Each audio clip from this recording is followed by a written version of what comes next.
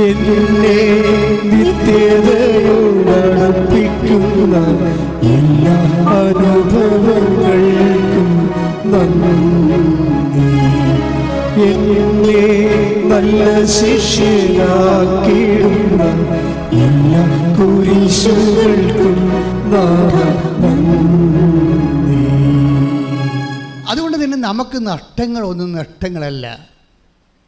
നിങ്ങൾക്കറിയാമല്ലോ, ഈ സ്കൈലാബ് പോലെയുള്ള വലിയ സ്കൂള് പോലെയുള്ള വലിയ ആസ്ട്രോണമിക്കലായിട്ടുള്ള ആസ്ട്രോനോട്ട്സുകളൊക്കെ പോകുന്ന സ്ഥലമില്ലേ, അതുപോലെ വൈമാനികരും അതുപോലെ വ്യോമസഞ്ചാരികളൊക്കെ സഞ്ചരിക്കുന്നതും വ്യോമ പേടകങ്ങളൊക്കെ ഈ ഭൂമിയിൽ നിന്ന് പോകുമ്പോൾ എത്രയോ വലിയ ഈ സ്കൂളിനേക്കാളും 3 നില 4 നിലയുള്ള റോക്കറ്റാണ് കത്തിച്ച് വിടുന്നത്.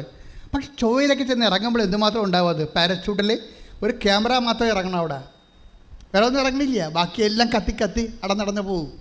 നിങ്ങളുടെ വഴികളിൽ കത്തി അടന്നടന്ന് പോകുമ്പോൾ നിങ്ങൾക്ക് ഓർക്കുക, ലാൻഡിങ്ങിന് ആവശ്യമില്ലാത്ത സ്ഥലങ്ങളിൽ പോണത്.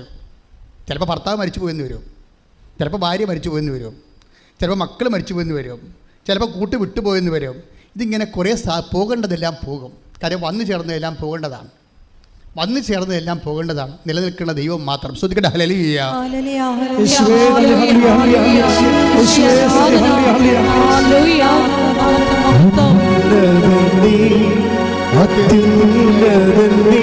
നിന്നെ പോലൊരു ദൈവമില്ല.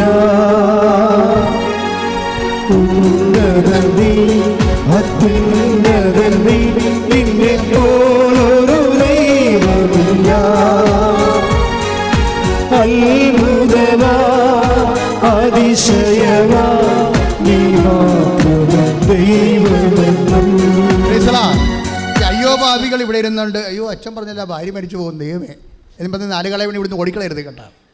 ഞാൻ പറഞ്ഞതിൻ്റെ അർത്ഥം നിങ്ങൾക്ക് മനസ്സിലായില്ലേ? ദൈവത്തിന് തോന്നണം എല്ലാത്തിനേക്കാൾ ഉപരി നിങ്ങൾ ദൈവത്തിനെയാണ് സ്നേഹിക്കണം എന്നുണ്ട്. നിങ്ങൾ വേറെ ജോലി നഷ്ടപ്പെട്ടേ എന്ന് പറഞ്ഞ് ഉടനെ കാറിക്കൂപി 2 ദിവസം ഭക്ഷണം കഴിച്ചില്ല, 3-ാമത്തെ ദിവസം കട്ടിലേക്ക് വന്ന് കിടന്നെന്ന് പറഞ്ഞിട്ട് അപ്പം തന്നെ ദൈവം നിങ്ങളെ അസസ് ചെയ്തില്ലേ?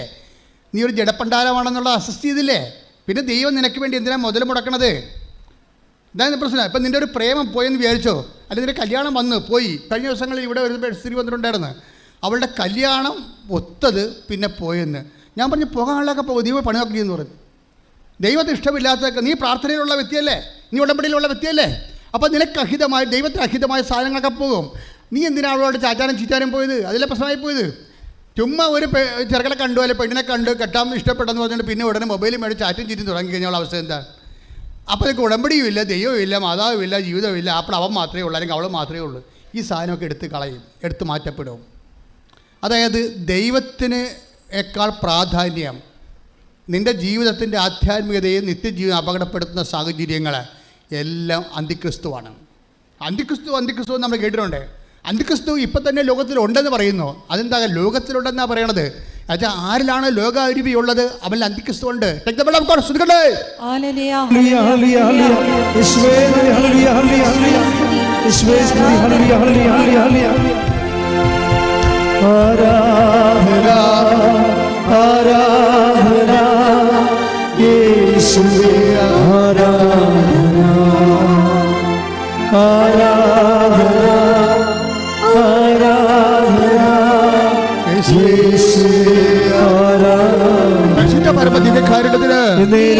ആരാധനയും സ്തുതിയും പുകഴ്ചയും ഉണ്ടായിരിക്കട്ടെ.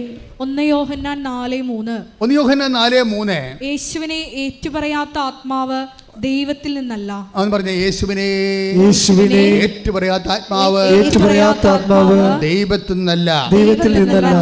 വരാനിരിക്കുന്നു എന്ന് നിങ്ങൾ കേട്ടിട്ടുള്ള അന്തിക്രിസ്തുവിന്റെ ആത്മാവാണ് അത് ഇപ്പോൾ തന്നെ അത് ലോകത്തിലുണ്ട്. അത് ലോകത്തിലുണ്ട് എന്ന് വെച്ച് കഴിഞ്ഞാൽ ഒരു വ്യക്തി ലോകാരൂപിയിലാണ് നയിക്കപ്പെടുന്നത് എങ്കിൽ അയാളിൽ അന്തിക്രിസ്തു ഉണ്ട്, ക്രിസ്തുവിനെതിരായിട്ടുള്ള ശക്തി ഉണ്ടെന്ന് അർത്ഥം. ഇവിടെ പ്രോബ്ലം വരണത് ഒരു വ്യക്തി ലോകാരൂപിയിലാണ് നയിക്കപ്പെടുന്നത് എങ്കിൽ ആ വ്യക്തിയിൽ അന്തിക്രിസ്തുവുണ്ട്. എന്നുവെച്ചാൽ ക്രിസ്തുവിനെതിരായ ശക്തിയുണ്ട്. ക്രിസ്തുവിനെതിരായ ശക്തി നീ തന്നെ ചോദിച്ചുകൊണ്ട് നടക്കുമ്പോഴേ ക്രിസ്തു നിന്നിൽ വസിക്കുന്നില്ല. മനസ്സിലായില്ലേ? ക്രിസ്തുവിനെതിരായ ശക്തി നീ തന്നെ ചോദിച്ചുകൊണ്ട് നടക്കണം വിചാരിച്ചോ. ഇപ്പം ഉദാഹരണത്തിന് ഇപ്പം ഇപ്പം നിനക്ക് ഇപ്പം അതായത് നിൻ്റെ മകളുടെ കല്യാണം, ഒരു അമ്മയും മകളും തമ്മിൽ ഇപ്പം സംസാരിക്കണില്ല. എന്താ സംസാരിച്ചത്? ഉടമ്പടി എടുത്തതാണ്, പക്ഷേ മകൾ അമ്മയോട് സംസാരിക്കത്തില്ല. അപ്പോൾ ഞാൻ ചോദിച്ചത്, എന്താടി ഇപ്പോൾ നീ ഉടമ്പടി എടുത്തിട്ടും അമ്മയും മകളും എന്താ സംസാരിക്കാത്തത്? അതല്ല അച്ഛാ, അമ്മയുടെ തനിനിറം കണ്ടപ്പോൾ പിന്നെ സംസാരിക്കണമെന്ന് വിചാരിച്ചു. ഞാൻ പറഞ്ഞു, എന്നാ തനിനിറം? അതല്ല, ചെറുക്കൻ്റെ വീട്ടുകാർ കിടന്നുകൊണ്ട് ബഹളം ഉണ്ടാക്കി. അവർക്ക് ഏതാണ്ട് 20 കൊടുക്കാമെന്ന് പറഞ്ഞാണ്. 20 പവൻ്റെ അകത്ത് 17.5 പവനൊത്ത് അമ്മയുടെ കഴുത്തിലൊരു മാല കിടപ്പുണ്ട്. അത് അപ്പം പറഞ്ഞ്, എടി അത് വാങ്ങിക്കാം, അതിനകത്ത് 1 പവൻ നീ എടുത്തിട്ട് 2.5 പവനാൻ പറ്റിയാണ്, ബാക്കി അവൾക്ക് കൊടുത്ത് വിടാനില്ലാന്ന് കൊന്നെന്ന് പറഞ്ഞ ഈ തള്ള അത് ഊരത്തില്ല. ഉടമ്പടിയൊക്കെ ഭയങ്കര സംഭവമാണെന്നൊക്കെ പറഞ്ഞാലും, യേശുവേ സ്വസ്ത്രം എന്നൊക്കെ പറഞ്ഞാലും സംഭവം സൂത്രമാണ്. എൻ്റെ സംബന്ധിച്ച് അതായത് സ്വന്തം മകൾക്ക് പോലും ഒരു പണിയുടെ പൊന്ന് കൊടുത്തിട്ട് അവളെ കെട്ടിച്ച് വിടാനുള്ള മാനസികാവസ്ഥയില്ല, സ്വർണ്ണക്കൊതിച്ചിയായിട്ട് അങ്ങനെ ജീവിക്കുകയാണെങ്കിൽ ഇയാളിൽ അവരിൽ തന്നെ അന്തിക്രിസ്തു ഉണ്ട്.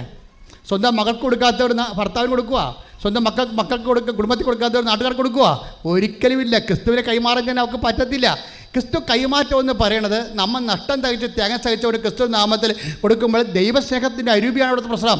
അപ്പോൾ ദൈവസ്നേഹത്തെക്കാൾ ഉപരി സ്വർണ്ണത്തെ അവർ സ്നേഹിക്കുന്നു, അതാണ് പ്രശ്നം. ലോകത്തിലായിരിക്കുമ്പോൾ ഇപ്പോൾ തന്നെ ലോകത്തിൽ അവരുണ്ട്. ആ ലോകത്തിൽ ആരെല്ലാം ക്രിസ്തുവിനേക്കാൾ ഉപരി ദ്രവ്യത്തെ സ്നേഹിച്ചോ അതിന് വിഗ്രഹാരാധന എന്ന് പറയും. അല്ല, മറ്റുള്ളവർ പറയണമല്ലോ വിഗ്രഹം ഉണ്ടാക്കി വെച്ച് ആരാധിക്കണമല്ല. വിഗ്രഹ ആരാധന എന്ന് പറയണത് ദൈവത്തിനേക്കാൾ ഉപരി വേറെ വ്യക്തികളോ വസ്തുക്കളോ വിഷയങ്ങളെയോ ഇനി ജോലിയെ പോലും സ്നേഹിച്ചു പോയാൽ അതൊരു അന്തിക്രിസ്തുവായിട്ട് മാറും. മനസ്സിലായില്ലേ? അതായത് ദൈവത്തെക്കാൾ ഉപരി കർത്താവിൻ്റെ ഇഷ്ടമാണെന്ന് പറയണം. കർത്താവിൻ്റെ ഇഷ്ടം. ഇപ്പോൾ നിങ്ങളെന്താ പറയണത്?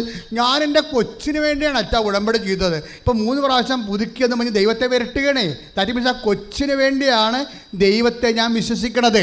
ആ കൊച്ചിന് വേണ്ടിയാണ് ഞാൻ ക്രിസ്തുവിൽ ത്യാഗം അനുഭവിക്കുന്നത്. അപ്പോൾ ആരാണ് വിഗ്രഹം?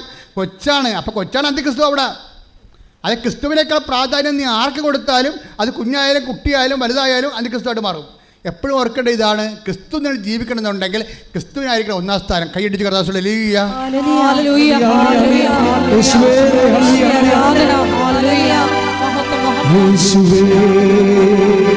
രക്ഷക കർത്താവേ നാഥനേ യേശുവേ രക്ഷക കർത്താവേ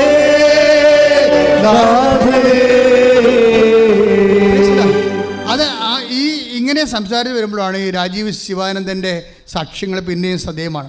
അദ്ദേഹത്തിൻ്റെ ഒരു മകളുണ്ട്. ഈ മകളെ അവൾക്ക് ഫിക്സ് വന്നു. 2.5 വയസ്സായിട്ട് ഉണ്ടെന്ന് തോന്നുന്നത്. അപ്പോൾ അവൾക്ക് ജനിച്ചപ്പോൾ തന്നെ ഫിക്സായിപ്പോയി. അപസ്മാരം പോലെ സംഭവത്തിൽ ബ്രെയിനിലെത്തി ഒത്തിരിയേറെ ബ്രെയിൻ വർക്ക് ചെയ്യുന്നില്ല. അത് കാരണം കുഞ്ഞ് സ്വന്തമായിട്ട് നടക്കണില്ല, സംസാരിക്കണില്ല. വിശന്നാൽ തന്നെയും അത് പറയത്തില്ല. അപ്പൻ്റെ കയ്യെ പിടിച്ചുകൊണ്ട് പോയി ഭക്ഷണം കാണിച്ചു കൊടുക്കുകയുള്ളൂ, പറയത്തില്ല. എന്ത് സങ്കടമായിരിക്കും, വല്ലാത്ത സങ്കടമാണ്. അപ്പോൾ ദൈവത്തെ കപ്പൽ വെച്ച് മരണത്തിൻ്റെ മുഖത്ത് നിൽക്കുമ്പോൾ നേരിട്ട് കണ്ട ഒരു വ്യക്തിയാണ്. പക്ഷെ അവിടെ ജീവിതത്തിൽ എന്താ സംഭവിച്ചിരിക്കണത്? കർത്താവ് പറഞ്ഞിട്ടുണ്ടായിരുന്നു, അതായത്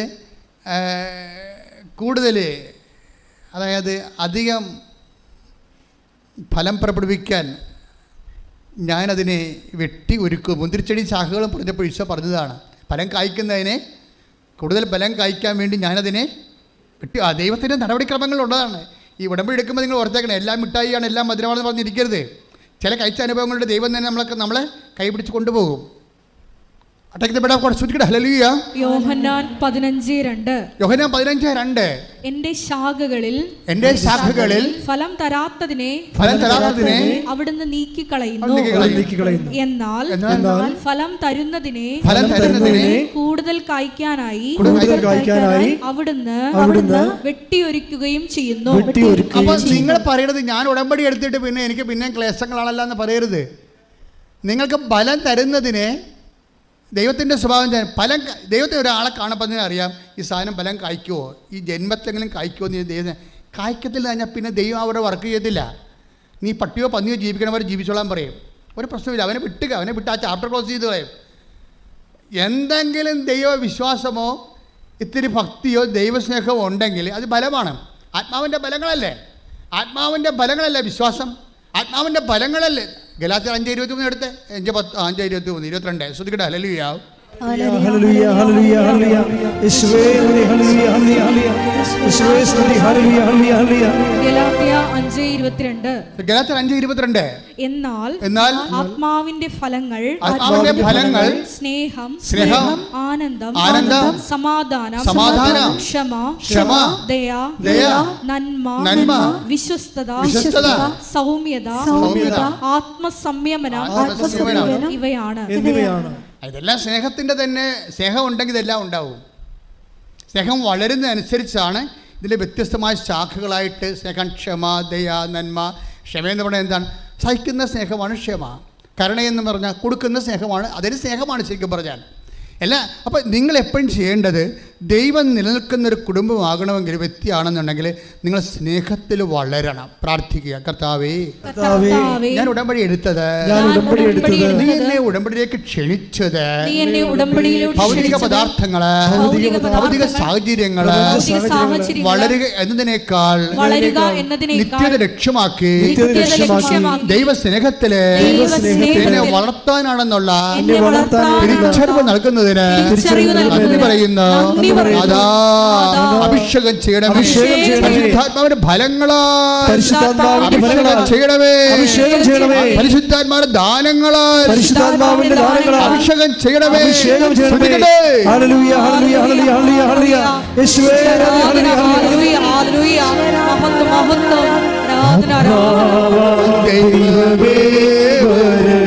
സന്തോഷത്തോടെ എന്റെ ഉള്ളിൽ വസിക്കണമേ. ആത്മാവേ വരണേ, എന്റെ ഉള്ളിൽ വസിക്കാൻ വരണേ. ദാഹിച്ചു നിന്നെ ഞാൻ തേടുന്നു, സ്വർഗ്ഗം തുറന്നിറങ്ങി നീ വരണേ. ദാഹിച്ചു നിന്നെ ഞാൻ തേടുന്നു, സ്വർഗം തുറന്നിറങ്ങി നീ വരണേ. ആത്മാവാം ദൈവമേ വരണേ, എന്റെ ഉള്ളിൽ വസിക്കാൻ വരണേ. ആത്മാവാം ദൈവമേ വരണേ, എന്റെ ഉള്ളിൽ വസിക്കാൻ വരണേ. ആത്മാവാം ദൈവമേ വരണേ.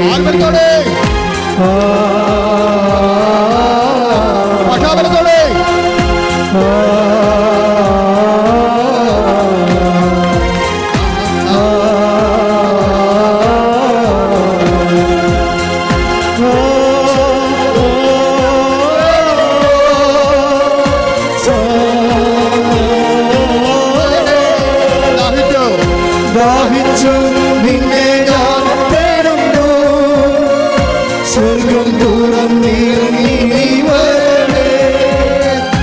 ദാഹിച്ചു നിന്നെ ഞാൻ തേടുന്നു, സ്വർഗം തുറന്നിറങ്ങി നീ വരണേ. ആത്മാവാം ദൈവമേ വരണേ, എന്റെ ഉള്ളിൽ വസിക്കാൻ വരണേ. ഹല്ലേലൂയ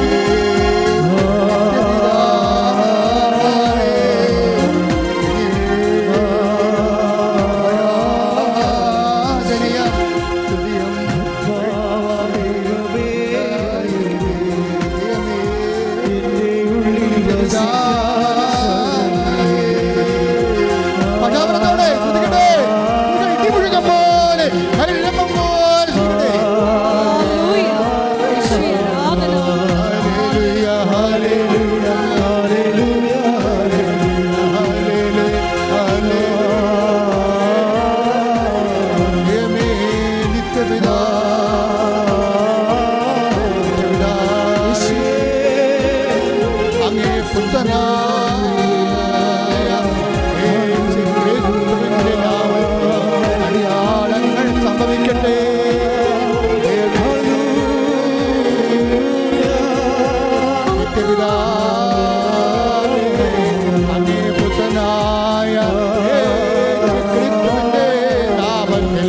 വിടുതൽ സംഭവിക്കട്ടെ. പിതാവേ, അങ്ങേ പുത്രനായ യേശുക്രിസ്തുവിന്റെ നാമത്തിലെ വിടുതൽ സംഭവിക്കട്ടെ, വിടുതൽ സംഭവിക്കട്ടെ, വിടുതൽ സംഭവിക്കട്ടെ. മാർഗരോഗങ്ങള്, വേദികള്, ജീവിത ദുരിതങ്ങള് യേശുക്രിസ്തുവിന്റെ നാമത്തിൽ മാറിപ്പോകട്ടെ.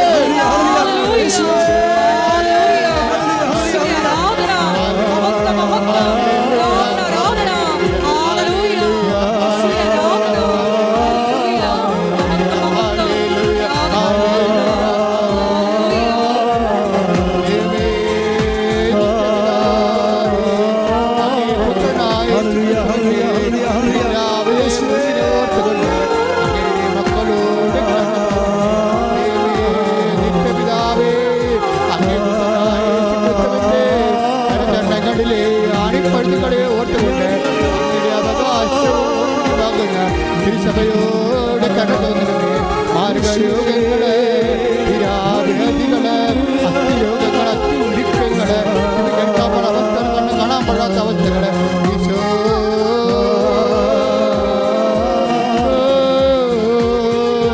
ഭക്ഷാപരത്തോടെ പോലെ ശ്രദ്ധിക്കട്ടെ, തിരുവള്ളം പോലെ ശ്രദ്ധിക്കട്ടെ.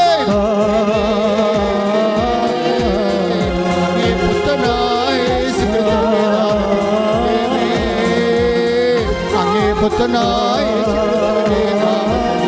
ചുമതുള്ളങ്കാൽ വരെ വളരട്ടെ. കരചരണങ്ങളെ പഴുതുകളെ ആരാധിക്കുന്നു. അങ്ങയുടെ പാടുകളെ ആരാധിക്കുന്നു. സത്യങ്ങൾ ഉഴുതുമറിഞ്ഞത് കർത്താവേ, കർത്താവേ,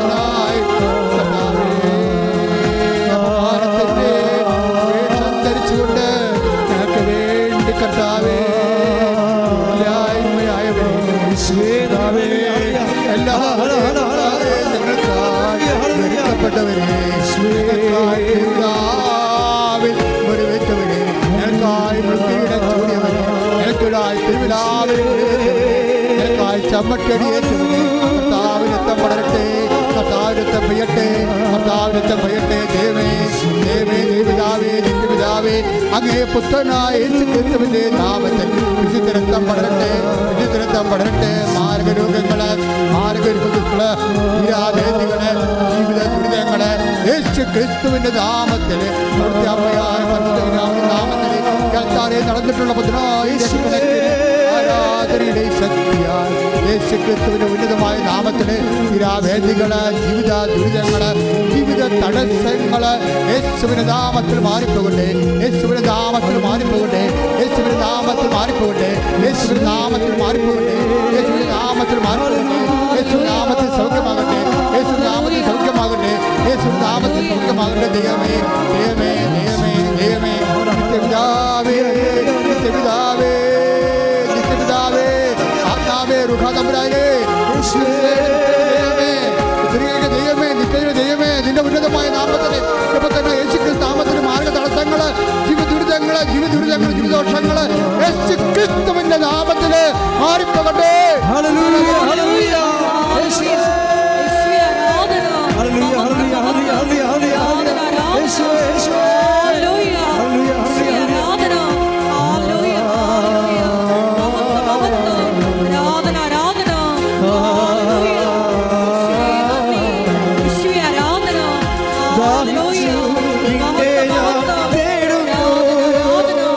സ്വർഗം തുറന്നിറങ്ങി വരണേ, ദാഹിച്ചു നിന്നെ ഞാൻ തേടുന്നു, സ്വർഗം തുറന്നിറങ്ങി വരണേ, ആത്മാവാം ദൈവമേ വരണേ, എന്റെ ഉള്ളിൽ വസിക്കാൻ വരണേ. പുറപ്പാടിന്റെ പുസ്തകം 33:16. പുറപ്പാടിന്റെ പുസ്തകം 33:16 ശ്രദ്ധിക്കട്ടെ. ഹല്ലേലൂയ, യേശുവേ നന്ദി, ഹല്ലേലൂയ. അങ്ങ് പോരുന്നില്ലെങ്കിൽ അങ്ങ് പോരുന്നില്ലെങ്കിൽ അങ്ങ് എന്നിലും അങ്ങ് എന്നിലും അങ്ങയുടെ ജനത്തിലും സംപ്രീതനാണെന്ന് എങ്ങനെ വെളിപ്പെടും. എന്തൊരു വലിയ ദൈവജ്ഞാനമാണ് ഈ പുറപ്പാട് 33:16 എന്താ പറയണത്? പരിശുദ്ധാത്മാവിന്റെ വചനം എന്താ പറയണത്? അങ്ങ് പോരുന്നില്ലെങ്കിൽ പറഞ്ഞേ, അങ്ങ് പോരുന്നില്ലെങ്കിൽ അങ്ങ് അങ്ങയുടെ ജനത്തിൽ സംപ്രീതനാണെന്ന് എങ്ങനെ അറിയും? ദൈവം നമ്മുടെ ജീവിതത്തിൽ സംപ്രീതനാണെന്ന് അറിയാൻ only one sign, that sign of presence. ഒരു വചനം മാത്രമേ ഉള്ളൂ, ഒരു അടയാളം മാത്രമേ ഉള്ളൂ. ദൈവം നമ്മുടെ ജീവിതത്തിൽ സംപ്രീതനാണെന്ന് അറിയാൻ ദൈവത്തിൻ്റെ സാന്നിധ്യത്തിൻ്റെ അടയാളം മാത്രമേ ഉള്ളൂ. അപ്പോൾ നിനക്ക് ദൈവത്തിൻ്റെ ഒരു സാന്നിധ്യം കിട്ടിക്കഴിഞ്ഞാൽ നമുക്കറിയാമല്ലോ, ഉടമ്പടി പോലെ. ഞാൻ അച്ഛനായിട്ട് ഇപ്പോൾ 38 കൊല്ലമായി. 38 വർഷത്തിനുള്ളിൽ എന്തുമാത്രമല്ല വിദേശത്തും സ്വദേശത്തും നാട്ടിലും എല്ലാം എന്തുമാത്രം ആയിരക്കണക്കിന് ധ്യാനം നടത്തിയിട്ടുണ്ട്. 21 ലക്ഷത്തോളം മനുഷ്യരെ ഞാൻ നേരിട്ട് കണ്ട് സംസാരിച്ച് അവരെ കൗൺസിലിംഗ്, പ്രാർത്ഥന കൗൺസിലിംഗ് നടത്തിയിട്ടുണ്ട്. ഇങ്ങനെയൊക്കെയാണെങ്കിലും ഉടമ്പടി പോലെ സർവ്വജനങ്ങളും കർത്താവിൻ്റെ മനുഷ്യാവതാരവുമായി ബന്ധപ്പെട്ട് നടന്ന മംഗളവാർത്തയിൽ ആദ്യം ദൈവം വെളിപ്പെടുത്തുന്ന സത്യം എന്താണ്? അവൻ്റെ നാമം സകല ജനങ്ങൾക്ക് വേണ്ടിയുള്ള പറഞ്ഞേ സകല ജനതകൾക്ക് വേണ്ടിയുള്ള സന്തോഷത്തിന്റെ സദ്വാർത്ത ഞാൻ നിങ്ങളെ അറിയിക്കുന്നു. അത് തന്നെ മനസ്സിലാകും സകല ജനങ്ങൾക്ക്, നോട്ട് ഓൺലി ഫോർ ക്രിസ്ത്യൻസ്, പിന്നെ ഫോർ ദ പീപ്പിൾ ടോട്ടാലിറ്റി, എല്ലാ ടോട്ടലായിട്ടുള്ള ആൾക്കാർക്ക് വേണ്ടിയുള്ള ദൈവത്തിൻ്റെ പദ്ധതിയാണ് ക്രിസ്തു. അതുകൊണ്ടാണ് ആരും എവിടെ നിന്ന് വിളിക്കുമ്പോഴും, ഇപ്പം തന്നെ രാജീവ് സദാനന്ദൻ്റെ വിഷയം, അദ്ദേഹം ഈ മകളപ്രതിയാണല്ലോ വന്ന് ഉടമ്പടി എടുക്കണത് അല്ലേ? പണ്ട് നമ്മൾ 15:2 വായിച്ചില്ലേ യോഹന്നാൻ്റെ സുവിശേഷം? എന്താണ്? കൂടുതൽ സ്നേഹിക്കുന്നവനെ അല്ലെങ്കിൽ കൂടുതൽ ഫലം തരുന്നതിനെ, അത് കൂടുതൽ ഫലം തരുന്നതിനെ, അത് ദൈവത്തെ സ്നേഹിക്കുന്നവനെ. സ്നേഹം ഒരു ബലമാണല്ലോ അല്ലേ? ഗലാത്യർ 5:22 നമ്മൾ വായിച്ചു. പരിശുദ്ധാത്മാവിൻ്റെ ഫലങ്ങൾ എല്ലാവർക്കും അറിയാം. സ്നേഹം. അപ്പോൾ സ്നേഹം എന്താണ്? ദൈവസ്നേഹം എന്താണ്? പരിശുദ്ധാത്മാവിൻ്റെ ഫലമാണ്. അപ്പോൾ ദൈവസ്നേഹം കിട്ടിക്കഴിഞ്ഞാൽ പിന്നെ അടുത്ത എന്താണ്? ദൈവത്തിന് ഒന്നും മതി വരാത്ത ആളാണ്. എന്തുമാത്രം മതി വരിക എന്ന് ചോദിച്ചു കഴിഞ്ഞാൽ എൻ്റെ ദൈവ പൈതലെ അത് മിണ്ടാണ്ടിരിക്കണതാണ് ഭേദം. കർത്താവ് പറഞ്ഞൊരു വാക്ക് എപ്പോഴും കൂടം പോലെ എൻ്റെ ചങ്കിനടിക്കും. എന്താ ഈശോ പറഞ്ഞത്? B perfect as your heavenly father is perfect. അതായത് നിൻ്റെ സ്വർഗസ്ഥനായ പിതാവ് പരിപൂർണനായിരിക്കുന്ന പോലെയും നിങ്ങളും പരിപൂർണരായിരിക്കും. അപ്പോൾ മതി വരാത്ത ദൈവം. ദൈവത്തെ സ്നേഹിച്ചാൽ എവിടെയെങ്കിലും കൊണ്ട് എത്തിക്കാമെന്ന് നിങ്ങൾ ധരിക്കരുത്. ഭർത്താവിനെ സ്നേഹിച്ചാൽ എവിടെയെങ്കിലും നമുക്ക് എത്തിക്കാൻ പറ്റും. ഭാര്യയെ സ്നേഹിച്ചാൽ ആ സ്നേഹം എവിടെയെങ്കിലും കൊണ്ട് നമുക്ക് എത്തിക്കാൻ പറ്റും. മക്കളെ സ്നേഹിച്ചാൽ എവിടെയെങ്കിലും എത്തിക്കാൻ പറ്റും. ദൈവത്തെ സ്നേഹിച്ചാൽ ഒരിടത്തും കൊണ്ട് എത്തിക്കാൻ പറ്റത്തില്ല. എന്താ കാര്യം? ദൈവം വീണ്ടും വീണ്ടും നിൻ്റെ സ്നേഹത്തിൻ്റെ ലെവൽ വർദ്ധിപ്പിക്കാൻ നോക്കും. എന്താ കാരണം എന്നറിയാവോ? സ്നേഹം വർദ്ധിക്കുന്ന അനുസരിച്ച് കൊണ്ട് നിൻ്റെ കൃപ വർദ്ധിച്ചുകൊണ്ടിരിക്കും. കൃപ വർദ്ധിച്ചുകൊണ്ടിരിക്കുന്ന അനുസരിച്ച് കൊണ്ട് മഹത്വം വർദ്ധിച്ചുകൊണ്ടിരിക്കും. അതിനാണ് നിത്യത എന്ന് പറയുന്നത്. കൈയടിച്ച് ശ്രദ്ധിക്കട്ടെ. ഞങ്ങൾ ദൈവ സ്നേഹം